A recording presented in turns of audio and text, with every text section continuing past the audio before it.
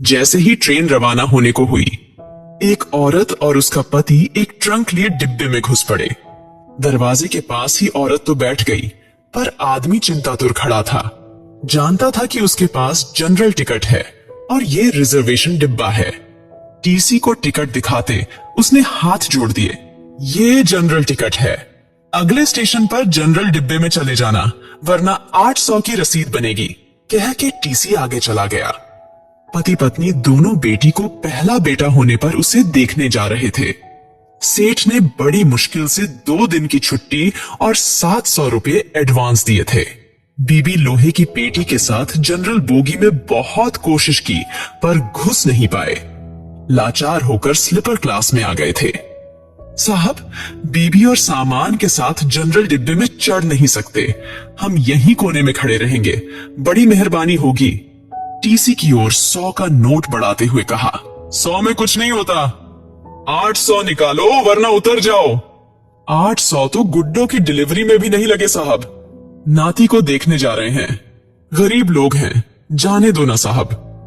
अब की बार पत्नी ने कहा, तो फिर ऐसा करो, 400 निकालो, एक की रसीद बना देता हूं, दोनों बैठे रहो। ये लो साहब, रसीद रहने दो। 200 रुपये बढ़ाते हुए आदमी बोला, नहीं नहीं, रसीद तो बनानी ही पड़ेगी, ऊपर से ऑर्डर है, रसीद तो बनेगी ही। चलो जल्दी 400 निकालो, वरना स्टेशन आ रहा है, उतरकर जनरल बोगी में चले जाओ। इस बार कुछ डांटते हुए टीसी बोला। आदमी ने 400 रुपए ऐसे दिए मानो अपना कलेजा निकाल कर दे रहा हो। दोनों पति पत्नी उदास रुआं से ऐसे बैठे थे मानो नाती के पैदा होने पर नहीं उसके शोक में जा रहे हो। कैसे एडजस्ट करेंगे ये 400 रुपए? क्या वापसी की टिकट के लिए समद्धि से पैसे मांगना होगा? नहीं नहीं। आखिर में पति बोला, 100-150 तो मैं ज्यादा लाया ही था, गुड्डो के घर पैदल ही चलेंगे, शाम को खाना नहीं खाएंगे, 200 तो एडजस्ट हो गए। और हाँ, आते वक्त पैसेंजर से आएंगे, 100 रुपए बचेंगे, एक दिन जरूर ज्यादा लगेगा, सेठ भी चिल्लाएगा, मगर मुन्ने के लिए सब सह लूंगा, मगर फिर भी ये तो 300 ही हुए।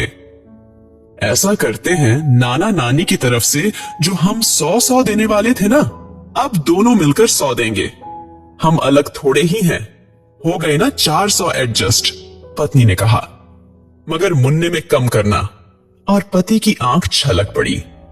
मन क्यों भारी करते हो जी, गुड्डो जब मुन्ना को लेकर घर आएंगी तब 200 ज्यादा दे देंगे।